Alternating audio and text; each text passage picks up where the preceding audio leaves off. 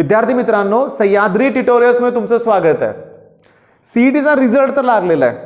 मी तुम्हाला सांगू का की 28+ स्टुडंट असे आहेत, म्हणजे 28 किंवा 28च्या पेक्षाही जास्त मुलं अशी आहेत की ज्यांना 100% मिळाले. एकदम ग्रेट. ऑब्वियसली अतिशय हुशार मुलं आहेत, त्यांचे मनापासून अभिनंदन. 1% स्टुडंट असे आहेत की ज्यांना 99% च्या अबव मार्क आहेत किंवा जास्त मुलं असतील ना, जास्त मुलं आहेत, त्यांचं पण अभिनंदन. मी तुम्हाला खरी गंमत सांगू का की 100% असू दे, 100चे जास्त बाजूला ठेवा मुद्दा, 99% मध्ये पण इश्यू काय होतोय की तुम्हाला 99 पॉइंट किती पर्सेंटाईल आहेत याच्यावर तुम्हाला सीओईपी ला ऍडमिशन मिळणार की नाही मिळणार, तुमची कास्ट कोणती आहे याच्यावरून तुम्हाला ऍडमिशन मिळणार किंवा नाही मिळणार, ह्या गोष्टी बऱ्याचशा डिपेंड असतात. त्यामुळे इथं तणावात बरेच जण आहेत बरं का.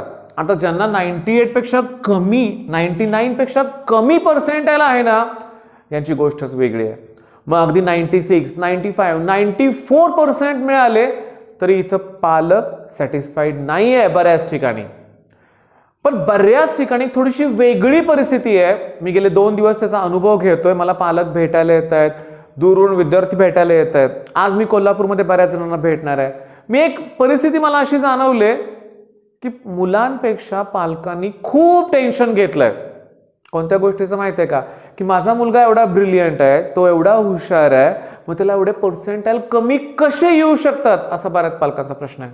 हा, ते तणावात आहेत. मी तुम्हाला सांगू का, इथं विद्यार्थ्याप्रमाणे पालकांना पण थोडी काउन्सिलिंगची गरज आहे. इश्यू काय माहिती आहे का, हे जे पर्सेंटाईल आहे ना, हे थोडंसं शॉकिंग ठरले बऱ्याच ठिकाणी. आता माझ्याच क्लासमध्ये एक एक्झाम्पल देतो बरं का, लक्षात घ्या की 2 स्टुडंट आहेत, स्कोर एकदम सेम आहे, पण एकाला 96 पर्सेंटाईल आहेत आणि एकाला 99.5 पर्सेंटाईल आहेत. स्कोर सेम आहे आणि मी तुम्हाला सांगू का, हा विद्यार्थी या विद्यार्थ्यापेक्षा ब्रिलियंट आहे. मी मान्य करतो ना, सगळ्या गोष्टीतून ब्रिलियंट आहे, पण आता काय करायचं, पर्सेंटाईलचं आपल्याला समजतच नाहीये, लक्षात घ्या. बरं, इथं मुद्दा काय बघा, मी दोघांनाही रिक्वेस्ट करतोय, विद्यार्थ्यांना पण तुम्ही बिलकुल तणावात राहू नका, पालकांना पण काय सांगतोय तुम्ही पण तणाव घेऊ नका. इथे एक संवादाची गरज आहे. बऱ्याच पालकांना वाटते की माझा मुलगा तणावात आहे, विद्यार्थ्याला वाटतंय की मला कमी मार्क मिळालेत, पप्पांना काय वाटत असेल, मम्मीला काय वाटत असेल. विनाकारण तणाव आहे. बोला, एकमेकांशी संवाद साधा. ओके, यातून मार्ग काढायचा. मी तुम्हाला सांगू का की आय थिंक मी सीईटी सेलच्या वेबसाईटवर बघितलं होतं, 1,00,000 लाखापेक्षा जास्त मुलांनी सीईटी दिलेली आहे, इंजिनिअरिंग बरं का, लक्षात घ्या. आणि माझा अनुभव असा आहे की गेल्या वर्षीचा अनुभव सांगतो, कराड गव्हर्नमेंट कॉलेजमध्ये सुद्धा स्पॉट राऊंडसाठी कितीतरी जागा शिल्लक होत्या. त्या सिव्हिल होतं, मेकॅनिकल डिपार्टमेंटच्या होत्या. ओके, प्रत्येक कॉलेजमध्ये, वालचंद कॉलेजमध्ये पण इलेक्ट्रिकलच्या जागा होत्या. सीओईपी मध्ये स्पॉट राऊंड झालाय, VJTI मध्ये स्पॉट राऊंड झालेला आहे. म्हणजे इंजिनिअरिंग मध्ये बऱ्याचशा जागा, चांगल्या कॉलेजमध्ये जागा शिल्लक राहतात. मग स्पॉट राऊंडला ऍडमिशन मिळू शकतं. ओके, मी याच्या विरोधात आहे बरं का, लक्षात घ्या. बरेच जण काय ट्राय करतात सध्या की डोनेशन भरून कुठं मिळते का, बऱ्याच पालकांचा प्रयत्न चाललाय. माझं स्ट्रिक्टली याला नकार आहे. 1 वर्ष मग गॅप घेतली तरी चालेल, रिपीट केलं तर चालेल, पण डोनेशन नको आहे. कारण आत्ताच्या काळात 20 लाख रुपये भरणे इंजिनिअरिंगसाठी मला योग्य वाटत नाही. मग मुद्दा काय तुमच्या लक्षात आलं का, रिझल्ट नंतर ना आपलं लाईफ एक प्रकारे एक टर्निंग पॉइंट घेतं. ओके, यश मिळालं असेल तर आपण आनंदी आहे, आपण ते यश टिकवण्याचा प्रयत्न करतोच. पण जरी अपयश आलं तरी देखील तो आपला टर्निंग पॉइंट ठरतोय. म्हणजे आपल्याला आपलं लाईफ चेंज करायचं आहे. करा की अनालिसिस, बघा कुठं चुका झाल्या आपल्या. ओके, त्या चुका इम्प्रूव्ह करण्याचा प्रयत्न करा. ओके, आता मी तुम्हाला सांगतो काय बघा, की इथून पुढचं लाईफ थोडंसं वेगळं असणार आहे. मी माझा एक थोडासा अनुभव तुमच्याशी शेअर करायचा आहे. मी जेव्हा ऑनलाईन ह्या कोविडमुळे तोंडात शब्द आलेत बरं का, जेव्हा मी क्लासेस सुरू केले, ओके, पहिल्या वर्षी 8वी 9वी 10वीची मुलं होती. इझी पोर्शन, मी खुश होतो. जशी पहिली बॅच बाहेर पडली ना, तशी मुलांनीच रिक्वेस्ट केली की सर तुम्ही 11वी 12वीचे क्लासेस घ्या. मला माहित होतं 11वी 12वीत माझाच परफॉर्मन्स ठीक नव्हता. बघा मी काय सांगतोय. मग अशा वेळेस 11 12चे क्लासेस घ्यायला मला जमेल का अशी भीती माझ्या मनात होती, पण नाही, मी डेअरिंग केलं.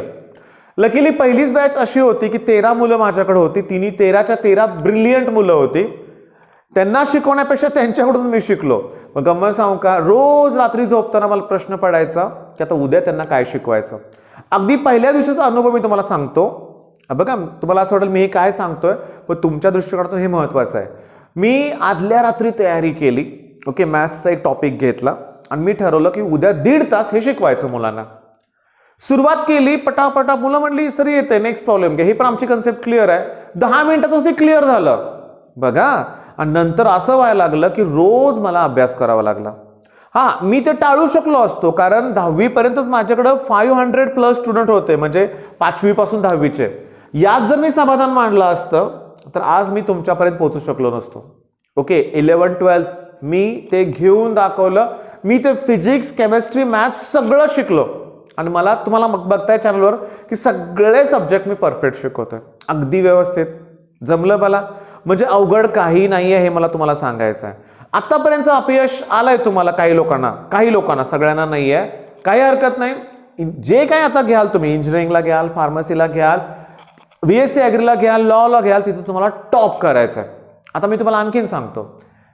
11-12चे क्लासेस सुरू केले, सगळं छान चाललं होतं. तोपर्यंत मला तिवारी सर भेटले. ओके, आणि तिवारी सर म्हणले चला आपण सर इंजिनिअरिंगचं, तिवारी सर म्हणजे फक्त 2nd इयरचा स्टुडंट होता तो. त्याने मला अप्रोच केला आणि म्हणलं सर आपण इंजिनिअरिंगचे क्लासेस सुरू करूया. इंजिनिअरिंगचं आठवलं क्षणात मला. मी M1 मध्ये माझे 2 अटेम्प्ट झाले होते. M2 हे मॅथ्स आहे बरं काय, यात मला 2 अटेम्प्ट लागले होते. M3 ला तर 3 अटेम्प्ट लागले होते. पहिल्या अटेम्प्ट मध्ये 0 स्कोर होता, कारण मी पेपरलाच गेलो नव्हतो. दुसऱ्या अटेम्प्ट मध्ये 4 स्कोर होता माझा M3 मध्ये. पण तिसऱ्या अटेम्प्ट मध्ये मला खूप छान 69 मार्क्स मिळाले. बरं, हे पण का झालं, हे कशामुळं बघा झालं तुम्हाला सांगतो. पुन्हा तेच की 12वीत कमी मार्क पडले होते, इंजिनिअरिंगला ऍडमिशन घेतलं होतं, पण पुन्हा मी तोच गचाळपणा केला होता. सगळं बेसिक पासून नाही केलं, सिरियसली केलं नव्हतं. हे पण मी स्टोरी तुम्हाला पुन्हा एक्सप्लेन करणार आहे. पण आता विषय काय चालला होता की तिवारी सरांनी काय सांगितलं की चला आपण इंजिनिअरिंगचे क्लास सुरू करूया. ज्या सब्जेक्टमध्ये मी फेल होतो तेच सब्जेक्ट मला शिकवायचे होते. पुन्हा अभ्यास. मी तुम्हाला सांगू का, केला मी. आणि इंजिनिअरिंगचे बॅचेस पण आमच्या जबरदस्त त्यांनी पण रिझल्ट दिला. आता मेन मुद्दा काय बघा की आता माझ्याकडं यूट्यूबवर ऑलमोस्ट 96,000 सबस्क्रायबर झालेत. कालच 96,000 कंप्लीट झाले. तुमच्या मनापासून आभार त्यासाठी. इतका फ्लो आहे माझ्याकडं, खूप ॲडमिशन्स माझ्याकडे येत आहेत. ऑनलाईन क्रॅश कोर्सला माझ्याकडे हजारो स्टुडंट आहेत, ऑफलाईन आहेत. पण अशा वेळेस मग मी रिलॅक्स राहिलं पाहिजे का? हो, असं बऱ्याच जण वाटेल, पण मी रिलॅक्स राहत नाही आहे. मी कोल्हापूर, जयसिंगपूर, सांगली जिल्ह्यात मी प्रयत्न करतोय. खूप मला धावपळ करावं लागते, इथलं तिकडचं मॅनेज. अक्षरशः सांगतो 3 ते 4 तास झोप मिळते. एक फोन कॉल कोणाचा रिसिव्ह करता येत नाहीये. पण मी हे करतोय का? मला धडपड करायची आहे. मला एक आयुष्याचा एक अर्थ कळालाय की इथं नेहमी कष्टच घ्यायचे आणि दुसऱ्यांना यश मिळवण्यासाठी मी करतोय. अत्यंत कमी फी घेतोय मी, फी घेतो कारण मला फ्रीमध्ये काही प्रोव्हाइड करायचं नाहीये. बरं, मला काय सांगायचं तुम्हाला आता मेन की तुम्हाला कष्ट घ्यायचे. जसे मी एफर्ट्स घेतले ना तसे तुम्हाला घ्यायचे. काय सांगू का, इंजिनिअरिंगला आता M1 असणार आहे. काही लोक विनाकारण तुमच्या मनात त्याची भीती निर्माण करतील. बिलकुल तो अवघड नाही आहे. मी उद्यापासून काय करेन, तुम्हाला सिलेबस एक्सप्लेन करेन. बऱ्याच शॉक, तुमची तयारी आहे का हे मला अगोदर सांगा, कारण बरीचशी मुलं अजून त्या रिझल्टच्या शॉकमध्ये आहेत. लवकर त्यातून बाहेर पडा. तुम्ही तुमच्या पालकांशी बोला, मनापासून त्या चुका कबूल करा, तुमच्या काही चुका झाल्या असतील, आणि पालकांना एक आश्वासन द्या, इथून पुढे मी असं करणार नाही, मी मनापासून एफर्ट्स घेईन. तुमचे पालक तुम्हाला सपोर्ट देणारच आहेत, लक्षात घ्या. आणि आता सगळ्यात महत्त्वाचं काय सांगू का बाळांनो, की तुम्ही आता हॉस्टेलला राहणार आहे. ओके, हॉस्टेलला राहिल्यानंतर ना खरोखर ना मी तुम्हाला सांगू का, माझ्याकडे एक ना मुंबईचा एक स्टुडंट आहे ऑफलाईन, माझ्याकडे हॉस्टेललाच तो राहतो, 11th स्टँडर्डचा आहे. मी पहिल्या दिवशी बघितलं होतं जेव्हा सोडून त्याचे पालक निघाले होते ना, मुलापेक्षा पालकच रडत होते किंवा टेन्शन खूप तणावात होते. ओके, मला म्हणले सर आमच्या मुलाला तुमच्या ताब्यात सोडून चाललोय, प्लीज जरा काळजी घ्या. बघा, मग ही अशी अवस्था तुमची पण होणार आहे. तुम्हाला हॉस्टेलला जायचं आहे, काही मुलांनी कधीच बाहेर राहिले नसतील, बाहेर राहावं लागणार आहे, बाहेरच्या वातावरणाशी जुळवून घ्यावं लागणार आहे, मुलांच्याबरोबर ऍडजस्टमेंट करावं लागणार आहे. घर नाही आहे आपलं, आता हॉस्टेल असणार आहे, त्यातले पुन्हा सगळ्यांशी रिलेशन्स व्यवस्थित ठेवून आपल्याला पुढे जावं लागणार आहे. पण मी तुम्हाला प्रत्येक वेळेस सांगत आलोय, आयुष्यातली 4 गोल्डन इयर्स असणार आहेत. हा, खूप तुम्ही एन्जॉय करणार आहे. आणि इंजिनिअरिंग खूप सोपं आहे. आता होतं काय बघा, की तुम्हाला ना सतत कष्ट घ्यायचा हा एक सल्ला दिलाय. तुम्हाला कम्युनिकेशन पालकांच्या बरोबर चांगला संवाद ठेवायचा आहे, हे मी सगळ्यांना सांगितले, पालक प्लस विद्यार्थी तुम्हालाही सांगितलेलं आहे. आणि अवघड काही नसतं, मी माझ्या एक्झाम्पलवरून तुम्हाला प्रूव्ह करून दिलंय. माझ्या मनातच होतं रे की हे अवघड आहे, ते अवघड आहे, हे जमणार नाही, ते जमणार नाही सुरुवातीला. आता ना मी ते विचारतच घेत नाहीये. का नाही जमणार? पूर्ण सांगली जिल्हा, पूर्ण अगदी म्हणूया आपण कोल्हापूर जिल्हा, मला पूर्ण त्या जिल्ह्यात सह्याद्री ट्युटोरियल्सला पोहोचवायचं आहे. मी एफर्ट्स घेतोय, मला यश मिळणार आहे. आणि असाच ॲटिट्यूड मला तुमच्याकडून पण हवा आहे. तुमचा सपोर्ट पण हवाच आहे चॅनलसाठी, देताय तुम्ही, त्याच्यावर पुन्हा धन्यवाद. आणि असंच तुम्ही चॅनल जास्तीत जास्त मुलांवर शेअर करा. ओके, आणि इथून पुढे कायम आनंदी राहण्याचा प्रयत्न करा. All the best. धन्यवाद.